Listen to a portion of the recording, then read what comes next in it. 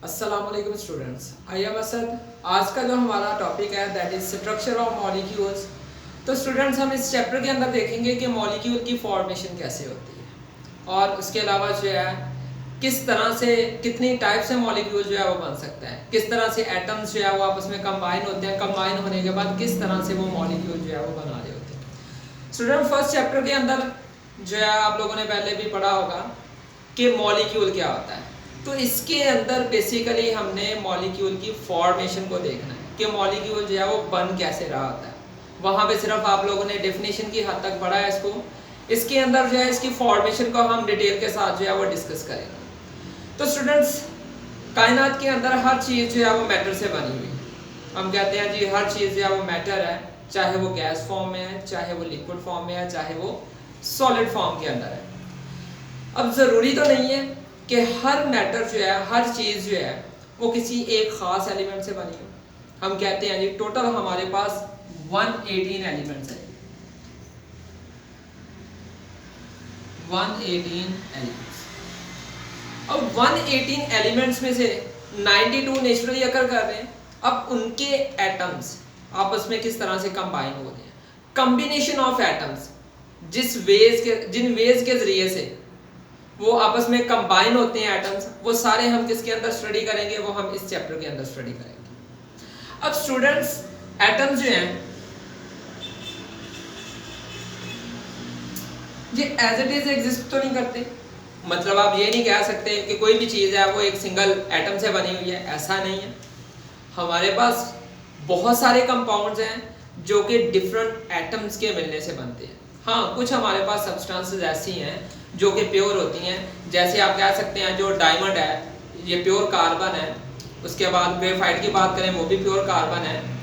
तो पॉसिबिलिटी है कि प्योर सब्सटेंसेस भी हमारे पास हों, लेकिन ज़रूरी नहीं है हर चीज़ प्योर सब्सटेंस से बनती है। जैसे लिविंग ऑर्गेनिज्म है, जानदारों के अंदर जो है वो डिफरेंट किस्म के ऑर्गन पाए जाते हैं। अब ऑर्गन किससे बने हुए हैं? ऑर्गन जो है वो टिश्यूज से बने हुए हैं। टिश्यूज किससे बने हुए हैं? वो सेल से बने हुए हैं। और सेल जो है डिफरेंट किस्म की ऑर्गेनेलिज, और ऑर्गेनेलिज जो है वो माइक्रो मैक्रो मॉलिक्यूल से बने। अब जो माइक्रो मैक्रो मॉलिक्यूल्स हैं वो किससे बने हुए हैं? वो ज़ाहिर सी बात है डिफरेंट एटम्स के कॉम्बिनेशन से बने हुए हैं।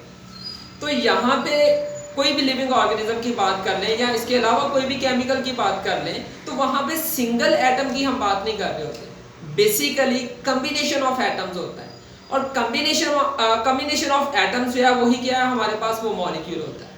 मॉलिक्यूल को हमने स्टडी करना है, उसके स्ट्रक्चर को, और उसके बाद जो है वो कितनी तरह से एटम्स जो है वो आपस में कंबाइन होकर मॉलिक्यूल बनाएंगे, वो हम इस चैप्टर के अंदर डिस्कस करेंगे।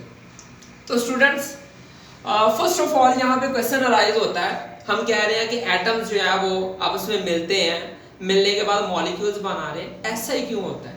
एटम्स मॉलिक्यूल क्यों बना रहे हैं? Why atoms form bond? क्यों आपस में कंबाइन हो रहे हैं? तो स्टूडेंट्स, यूनिवर्स का एक रूल है, एटम्स क्या करते हैं जी, बॉन्ड बनाते हैं। एटम्स बॉन्ड बना रहे हैं, क्यों बना रहे हैं? Why does atom form chemical bond?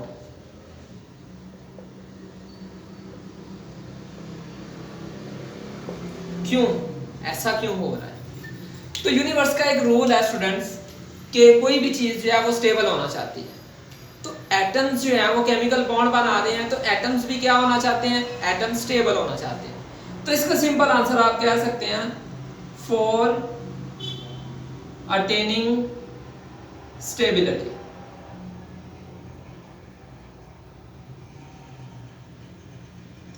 Stability हासिल करने के लिए एटम्स क्या कर रहे हैं जी? केमिकल बॉन्ड्स बना रहे हैं। ठीक है जी। तो स्टेबिलिटी कैसे आएगी? अब ये तो हो गया जी केमिकल बॉन्ड बन गया। केमिकल बॉन्ड बनने से ऐसा कौन सा चेंज आया एटम्स के अंदर जिसकी वजह से वो स्टेबल हो गए? तो इसके लिए हम देखते हैं कि एटम्स जो हैं वो किनके जैसा होना चाहते हैं। अगर एक इंसान की बात करें तो वो भी स्टेबल होना चाहता है। उसका एक एम होता है कि मैंने ये चीज़ें हासिल करनी है, अगर इस जैसा मैं हो गया तो मैं स्टेबल हूँ। तो ऐसे ही एटम्स किसके जैसा होना चाह रहे हैं? एटम्स किसके जैसा होके स्टेबल होंगे? तो atoms basically simple, by attaining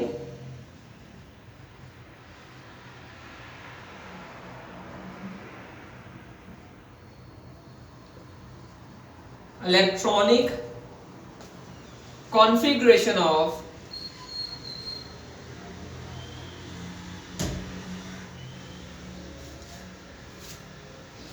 Nobel gases. Noble gases की इलेक्ट्रॉनिक कॉन्फ़िगरेशन जब एटम्स अटेन कर लेते हैं, हासिल कर लेते हैं, तब जो है वो क्या आ जाते हैं जी, स्टेबल हो जाते हैं।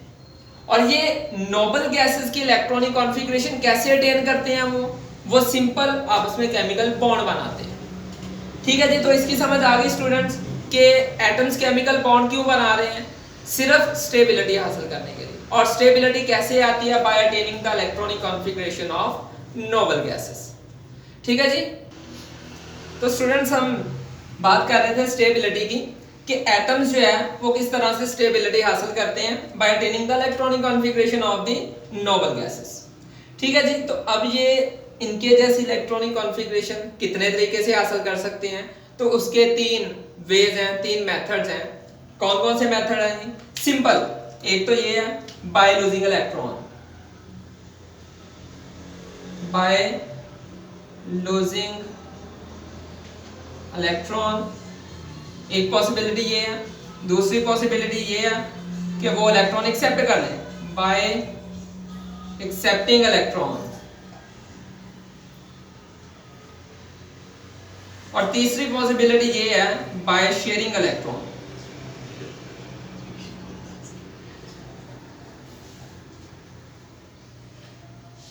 ठीक है जी, 3 पॉसिबिलिटीज हैं, या तो कोई एटम इलेक्ट्रॉन लूज कर दे, या फिर कोई एटम इलेक्ट्रॉन गेन कर ले, या फिर कोई एटम शेयर कर ले इलेक्ट्रॉन्स। यहाँ पे हम पहले डुप्लेट और ऑक्टेट रूल की बात करते हैं, फिर दोबारा मैं इसकी तरफ आप लोगों को लेके आऊंगा। तो पहले देखें नोबल गैसेस जो हैं,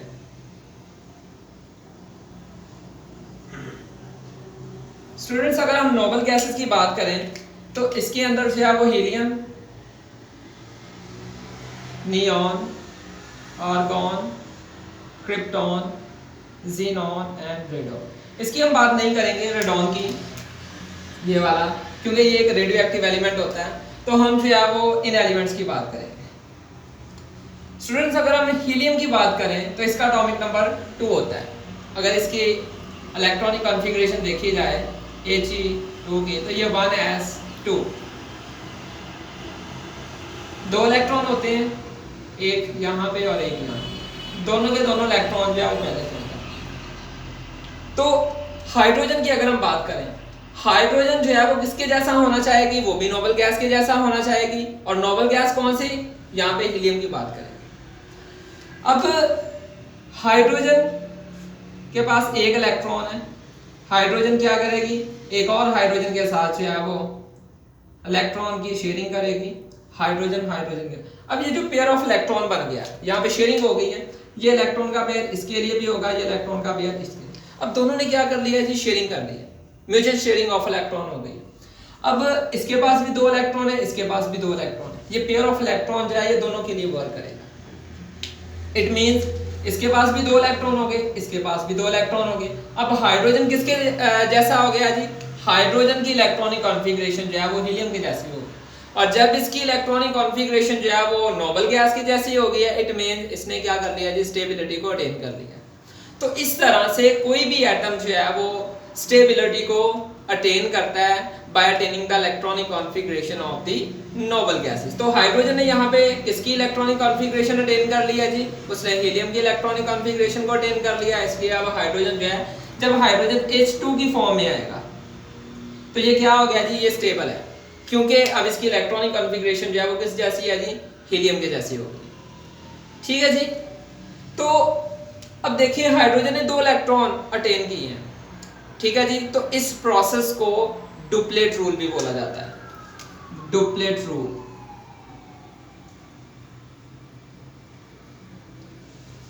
attaining 2 electron into the outermost shell, outermost shell के अंदर 2 इलेक्ट्रॉन अटेन करना, इसको क्या बोला जा रहा है जी, डुप्लेट रूल।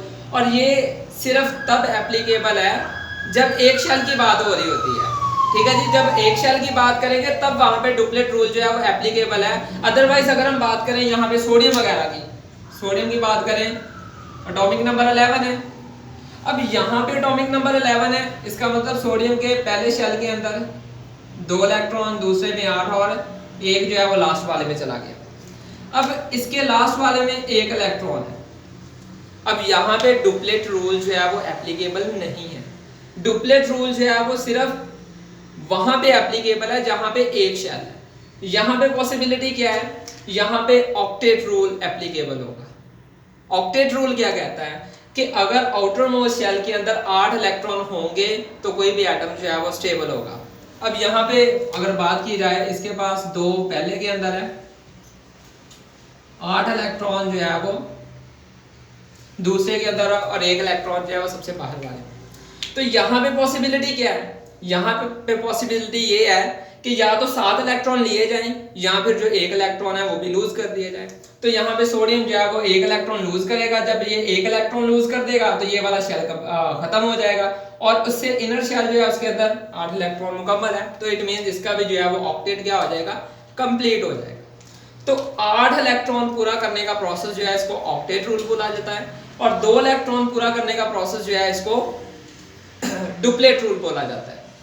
ठीक है जी, तो डुप्लेट रूल जो है ये भी स्पेसिफिक एलिमेंट्स के लिए एप्लीकेबल है और जो ऑक्टेट रूल है ये भी जो है यूनिवर्सल रूल नहीं है, बल्कि कुछ एलिमेंट्स के ऊपर जो है आप ये कह सकते हैं नॉर्मल ब्लॉक के जो एलिमेंट्स हैं उनके ऊपर, नॉर्मल एलिमेंट्स के ऊपर जो है ये एप्लीकेबल है। अगर हम डी और एफ ब्लॉक की तरफ चले जाएंगे तो वहां पे ऑक्टेट रूल और डुप्लेट रूल जो है वो एप्लीकेबल नहीं होगा। तो ऑक्टेट रूल 8 इलेक्ट्रॉन अटेन करना आउटर मोस्ट शेल में और डुप्लेट रूल क्या है जी, 2 इलेक्ट्रॉन पूरे करना आउटर मोस्ट शेल में।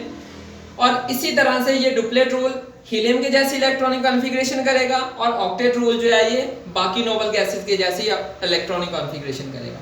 जब सोडियम का एटॉमिक नंबर 11 है, इसने 1 इलेक्ट्रॉन लूज कर दिया, अब इसके पास 10 इलेक्ट्रॉन रह गए। जब 10 इलेक्ट्रॉन रह गए इसकी इलेक्ट्रॉनिक कॉन्फ़िगरेशन नियॉन के जैसी हो जाएगी क्योंकि इसका एटॉमिक नंबर 10 होता है। तो 10 एटॉमिक नंबर है, इट मींस इसके पास भी 10 इलेक्ट्रॉन है, इसकी इलेक्ट्रॉनिक कॉन्फ़िगरेशन नियॉन की जैसी होगी। तो इसलिए ये भी क्या हो गया जी, ये भी स्टेबल हो गया। ठीक है जी, तो 3 पॉसिबिलिटी मैंने बताई थी, या इलेक्ट्रॉन लूज करेगा, या इलेक्ट्रॉन गेन करेगा, या इलेक्ट्रॉन शेयर कर देगा। अगर हम बात करते हैं यहाँ पे फ्लोरीन की, एटॉमिक नंबर 9 होता है। अगर इसको देखा जाए तो इसके पहले शेल के अंदर जो है वो 2 इलेक्ट्रॉन और दूसरे के अंदर जो है वो 7 इलेक्ट्रॉन होते हैं। 2 इलेक्ट्रॉन और दूसरे के अंदर जो है 7 इलेक्ट्रॉन होते हैं। अगर ऑक्टेट रूल को देखा जाए तो ऑक्टेट रूल के अकॉर्डिंग क्या है जी, अगर 8 होंगे तो स्टेबल है। ठीक है जी, अब यहाँ पे इसके आउटर मोस्ट शेल में कितने हैं जी, 7 इलेक्ट्रॉन है। तो ये फ्लोरीन क्या करेगा, 1 इलेक्ट्रॉन गेन कर लेगा। तो जब 1 इलेक्ट्रॉन गेन करेगा, 1 इलेक्ट्रॉन और ऐड हो जाएगा यहाँ पे आगे। तो ये जब इलेक्ट्रॉन गेन कर लेगा देन ये किस फॉर्म में चला जाएगा, देन फ्लोराइड की फॉर्म में चला जाएगा। स्टेबल हो गया लेकिन चार्ज भी आ गया। तो इस तरह से एटम्स जो है वो क्या करते हैं जी, स्टेबिलिटी ऑब्टेन कर लेते हैं by attaining the electronic configuration of noble gases. और नोबल गैसेस की इलेक्ट्रॉनिक कॉन्फ़िगरेशन अटेन करने की 3 पॉसिबिलिटीज हैं, 3 वेज हैं, by the loss of electron, by the gain of electron, by sharing the electrons, mutual sharing of electrons. 2 atoms हैं, 2 atoms आपस में क्या करते हैं, म्यूचुअल शेयरिंग कर लेते हैं। ठीक है जी, तो अब हम मूव करते हैं जी केमिकल बॉन्ड की तरफ कि केमिकल बॉन्ड होता क्या है एक्चुअल, और इसकी टाइप्स की तरफ मूव करते हैं।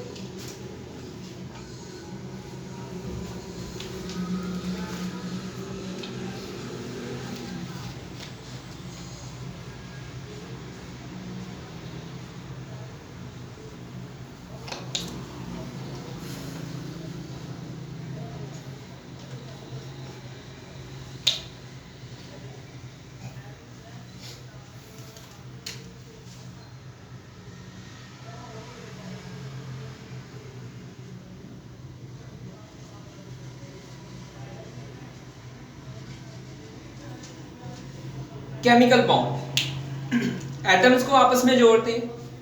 अब देखते हैं जी एटम्स किस तरह से आपस में जुड़ रहे हैं और कौन सी फोर्स है। बेसिकली केमिकल बॉन्ड क्या है, chemical bond is the electrostatic force of attraction.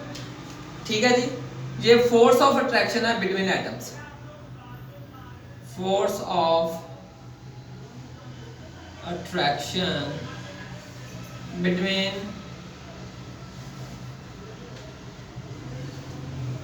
Atoms और आयंस।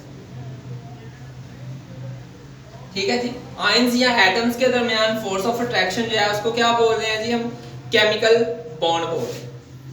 अब मैंने यहाँ पे दो चीजें लिखी हैं, एक तो एटम्स और दूसरा आयंस। तो आयंस जो है बेसिकली कब होंगे, जब ट्रांसफर ऑफ इलेक्ट्रॉन होगा, एक एटम इलेक्ट्रॉन दे रहा है, दूसरा एटम इलेक्ट्रॉन ले रहा है, तब वहां पे आयंस जनरेट होंगे और आयंस के दरमियान क्या होंगे जी, फोर्सेस ऑफ अट्रैक्शन पाई जाएंगे और वो जो है वो फिर यहाँ पे आयंस को हम यूज करेंगे। दूसरी मैंने बात की एटम्स। एटम्स की बात हम कब करेंगे स्टूडेंट्स, एटम्स की बात हम तब करते हैं जब म्यूचुअल शेयरिंग ऑफ इलेक्ट्रॉन हो रही होती है। जैसे मैंने अभी हाइड्रोजन की एग्जांपल दी थी, एक इलेक्ट्रॉन एक हाइड्रोजन के पास है, दूसरा इलेक्ट्रॉन दूसरी हाइड्रोजन के पास है, दोनों क्या करते हैं, म्यूचुअल शेयरिंग ऑफ इलेक्ट्रॉन कर लेते हैं। शेयरिंग से क्या करते हैं जी, बॉन्ड बन जाता है। ठीक है जी, तो इस तरह से एटम्स के दरमियान बॉन्ड बन रहा है। और अगर हम बात करें सोडियम और क्लोरीन की, तो इस तरह से क्लोराइड आयन, यहाँ पे ट्रांसफर ऑफ इलेक्ट्रॉन होता है, ट्रांसफर ऑफ इलेक्ट्रॉन्स की वजह से क्या होता है जी, आयंस जनरेट हो जाते हैं और इनके दरमियान भी फोर्सेस ऑफ अट्रैक्शन पाई जाती है।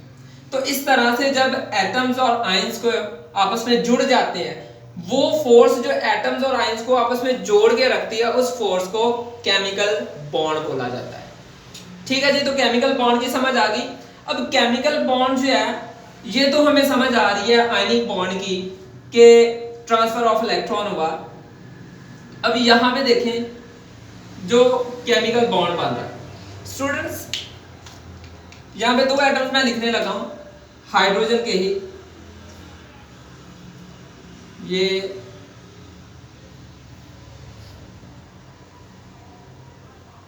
अगर हाइड्रोजन की हम बात करें, एक ही इलेक्ट्रॉन इसके पास है और एक ही इलेक्ट्रॉन जो है वो इसके पास है।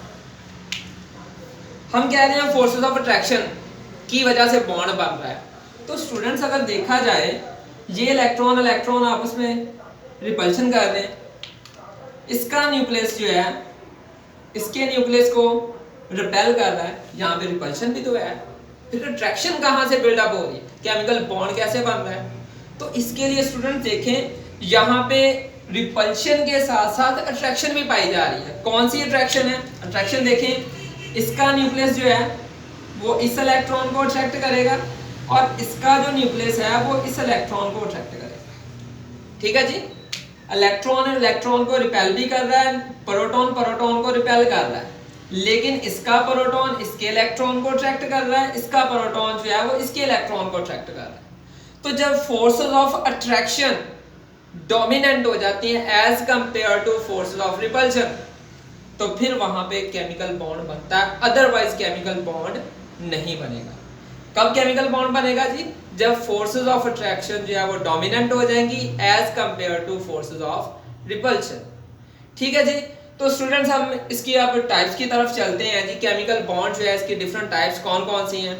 तो इसमें जो है हमारे पास पहली type that is ionic bonding, ionic bond, उसके बाद कोवलेंट बॉन्ड, उसके बाद है जी कोऑर्डिनेट,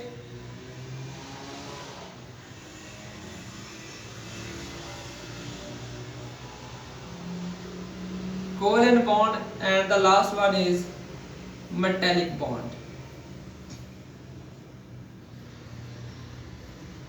ठीक है जी, तो ये इसकी डिफरेंट टाइप्स हैं केमिकल बॉन्ड की।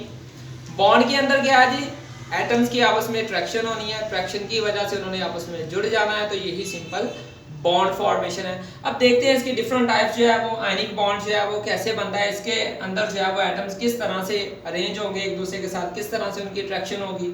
कोवलेंट बॉन्ड को हम देखेंगे, कोऑर्डिनेट कोवलेंट बॉन्ड को देखेंगे और मेटेलिक बॉन्ड को देखेंगे। तो फर्स्ट ऑफ ऑल हम यहाँ पे आयनिक बॉन्ड को जो है वो डिस्कस करने जा रहे हैं।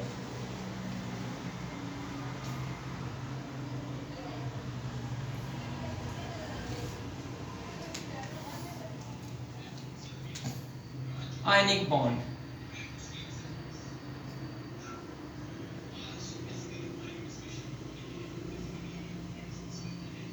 तो स्टूडेंट्स देखें आयनिक बॉन्ड क्या होता है।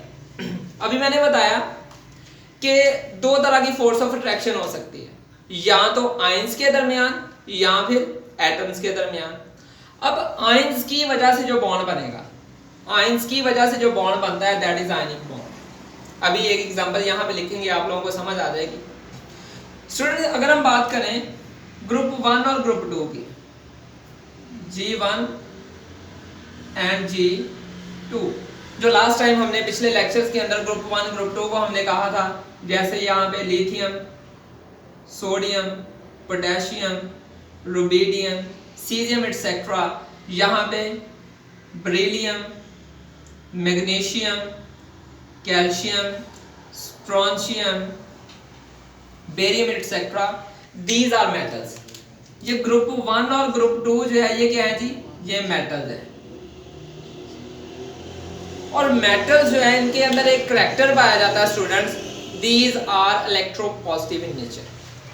कौन सा करैक्टर है जी, इलेक्ट्रोपॉजिटिव करैक्टर इनके अंदर पाया जाता है। मेटल जो है वो इलेक्ट्रॉन लूज करने की कैपेबिलिटी रखती है। अगर इलेक्ट्रॉन लूज करने की कैपेबिलिटी है, इट मींस मेटल जो है वो इजीली इलेक्ट्रॉन लूज करते हैं। जब इलेक्ट्रॉन लूज करेंगी, metals will get a positive charge. इनके ऊपर कौन सा चार्ज आ जाएगा जी, पॉजिटिव चार्ज आ जाएगा। जहां पे मैं अभी सोडियम के मतलब बताता हूं आप लोगों को। अगर हम सोडियम की बात करें स्टूडेंट्स, सोडियम जो है इसका एटॉमिक नंबर है जी 11। अब एटॉमिक नंबर 11, इसकी इलेक्ट्रॉनिक कॉन्फ़िगरेशन देखें तो 1s2, 2s2, 2p6 and 3s1। ये इसकी इलेक्ट्रॉनिक कॉन्फ़िगरेशन। इसका एटम अगर बना के देखें तो वो हमारे पास है जी इस तरह से।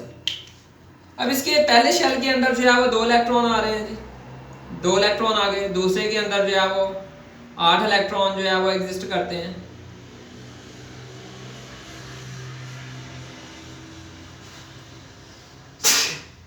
और 1 इलेक्ट्रॉन जो है वो लास्ट वाले में चला गया, क्योंकि पहले शेल के अंदर मैक्सिमम 2 इलेक्ट्रॉन आ सकते हैं, दूसरे वाले में 8, और जो लास्ट वाला 11th इलेक्ट्रॉन है वो किस में चला जाएगा, 3rd शेल के अंदर चला जाएगा। स्टूडेंट्स अगर ऑक्टेट रूल की बात की जाए दोबारा से, ऑक्टेट रूल क्या कहता है, अगर 8 इलेक्ट्रॉन्स होंगे तो वो स्टेबल है, अगर 8 नहीं है तो स्टेबिलिटी भी नहीं है। तो फिर सोडियम क्या करेगा, सोडियम के पास जो है वो 11 इलेक्ट्रॉन है। सोडियम जो है वो सबसे बाहर वाले शेल में से इलेक्ट्रॉन क्या कर देगा, लूज कर देगा इस तरह से, और खुद उसके ऊपर जो है वो पॉजिटिव चार्ज आ जाएगा। जब सोडियम ने 1 इलेक्ट्रॉन लूज किया, इट मींस इसका जो सबसे बाहर वाला शेल है वो क्या आ जाएगा, ये वाला शेल जो है इसका खत्म हो जाएगा। जब ये वाला शेल खत्म हो गया, अब इसका जो आउटर मोस्ट है वो ये वाला शेल बन गया। ये वाला जब 1 इलेक्ट्रॉन लूज करेगा, ये वाला शेल खत्म हो जाएगा, सबसे आउटर मोस्ट शेल जो है वो ये वाला बन जाएगा। जब सबसे आउटर मोस्ट ये वाला बन जाएगा, इट मींस अब इसके अंदर कितने इलेक्ट्रॉन है जी, 2, 4, 6 और 8 इलेक्ट्रॉन है। अगर 8 इलेक्ट्रॉन है आउटर मोस्ट शेल के अंदर, इट मींस अब ये भी क्या हो गया, स्टेबल हो गया। स्टेबिलिटी तो आ गई, लेकिन स्टेबिलिटी के साथ साथ एक पॉजिटिव चार्ज भी आ गया। और इसकी इलेक्ट्रॉनिक कॉन्फ़िगरेशन अब किसके जैसी है जी, इसकी इलेक्ट्रॉनिक कॉन्फ़िगरेशन जो है वो नियॉन के जैसी हो गई। नियॉन के पास भी 10 इलेक्ट्रॉन्स होते हैं, तो सोडियम के पास भी अब 10 इलेक्ट्रॉन आ चुके हैं। अब उसके बाद क्लोरीन की बात करते हैं स्टूडेंट्स। क्लोरीन जो है, क्लोरीन का एटॉमिक नंबर होता है 17। इसकी इलेक्ट्रॉनिक कॉन्फ़िगरेशन देखें, 1s2, 2s2, 2p6, 3s2, 3p5। ठीक है जी, ये 17 इलेक्ट्रॉन पूरे हो गए। अगर इसका हम स्ट्रक्चर ड्रॉ करें एटम का,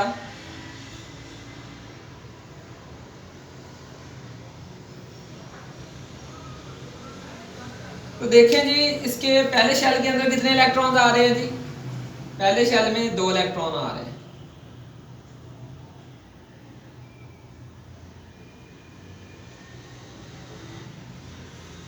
दूसरे के अंदर 8 इलेक्ट्रॉन, क्योंकि 8 से ज्यादा आ नहीं सकते, तो बाकी जो रह जाएंगे वो किस में चले जाएंगे, वो सबसे बाहर वाले में चले जाएंगे। और सबसे बाहर वाले शेल के अंदर जो है जी वो 7 इलेक्ट्रॉन है। अब ऑक्टेट रूल को अगर दोबारा से देखा जाए, ऑक्टेट रूल क्या कहता है, ऑक्टेट रूल कहता है कि अगर 8 इलेक्ट्रॉन्स होंगे तो क्या है जी, स्टेबिलिटी आएगी, अदरवाइज स्टेबिलिटी नहीं आएगी। तो यहाँ पे देखें 7 इलेक्ट्रॉन्स है आउटर मोस्ट के अंदर। क्लोरीन क्या करेगा, क्लोरीन एक इलेक्ट्रॉन को एक्सेप्ट करेगा, एक्सेप्ट करने के बाद जो अपना ऑक्टेट जो है वो क्या कर लेगा, कंप्लीट कर लेगा। तो क्लोरीन जो है एक इलेक्ट्रॉन एक्सेप्ट करेगा, एक्सेप्ट करने के बाद क्लोराइड आयन के अंदर कन्वर्ट हो जाएगा। अब स्टूडेंट्स जब एक इलेक्ट्रॉन आ गया यहाँ पे, फर्दर आ गया, अब ऑक्टेट तो पूरा हो गया और इसकी इलेक्ट्रॉनिक कॉन्फ़िगरेशन जो है अब वो किसकी जैसी हो गई है, आर्गॉन के जैसी। आर्गॉन भी नोबल गैस है और नियॉन भी नोबल गैस है।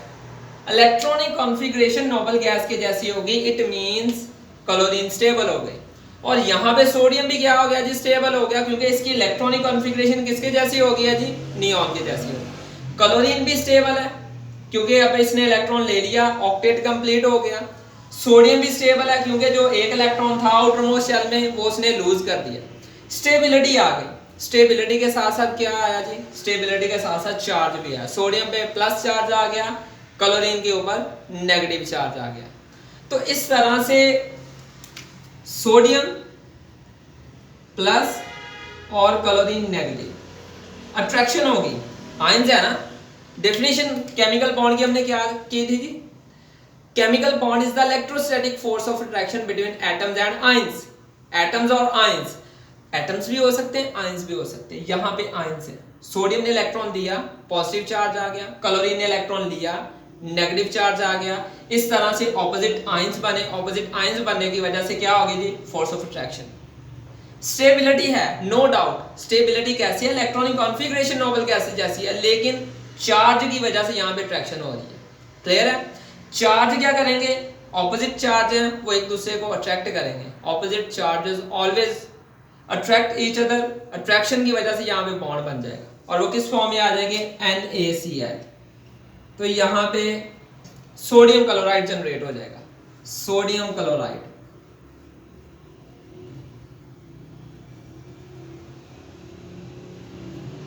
सोडियम क्लोराइड, ठीक है जी।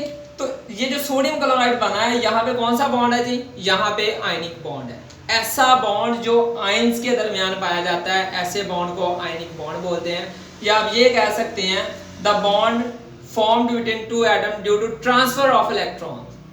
इलेक्ट्रॉन के ट्रांसफर की वजह से जो बॉन्ड बन रहा है। अब यहाँ पे देखिए ना, सोडियम ने जो है वो इलेक्ट्रॉन लूज किया और वो इलेक्ट्रॉन जो है क्लोरीन गेन कर रही है। ट्रांसफर हुआ इलेक्ट्रॉन का from sodium to chlorine. Sodium ने लूज किया इलेक्ट्रॉन को, क्लोरीन ने गेन किया इलेक्ट्रॉन को, ट्रांसफर ऑफ इलेक्ट्रॉन हुआ। ट्रांसफर ऑफ इलेक्ट्रॉन से क्या हो गया जी, इलेक्ट्रॉनिक कॉन्फ़िगरेशन जो है वो स्टेबल होगी। क्यों स्टेबल होगी, क्योंकि इलेक्ट्रॉनिक कॉन्फ़िगरेशन किसके साथ मैच कर रही है, नोबल गैसेस के साथ। लेकिन साथ ही क्या हुआ जी, चार्ज भी आ गया। चार्ज आने की वजह से अट्रैक्शन हुई और अट्रैक्शन की वजह से क्या बन गया, बॉन्ड बन गया। तो इस तरह से ट्रांसफर ऑफ इलेक्ट्रॉन की वजह से जो बॉन्ड बनेगा that will be ionic bond. ठीक है स्टूडेंट्स, तो उम्मीद है आप लोगों को समझ आ गई होगी। इंशाल्लाह नेक्स्ट जो इसकी टाइप्स रह गई हैं वो अगले लेक्चर में हम डिस्कस करेंगे। तब तक के लिए ख्याल रखिएगा। अल्लाह के बाद।